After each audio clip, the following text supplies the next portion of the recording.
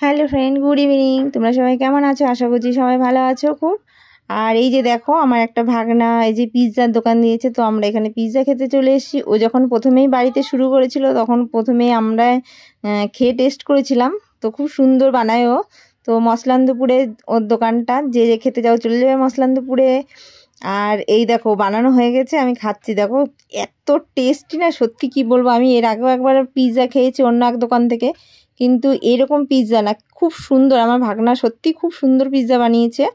আর ভাগনা বলে বলছি না, এমনি তোমরা খেয়ে দেখবে এসে, খুব সুন্দর টেস্টি পিৎজা হয়েছে। তো আমার তো খুব ভালো লেগেছে। আর কে কে পিৎজা খেতে ভালোবাসো একটুখানি কমেন্ট করে জানিও যে কে কে পিৎজা খেতে ভালোবাসো। আমি তো মানে কি বলবো, আমার তো খুব টেস্টি লাগে, আমার খুব ভালো লাগে পিৎজা খেতে। অন্তত আমার ভাগনার দোকানের পিৎজাটা, আর অন্য দোকানের জানি না।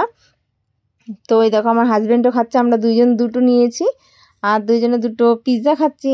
তো বাই ফ্রেন্ড, সবাই ভালো থেকো, সুস্থ থেকো।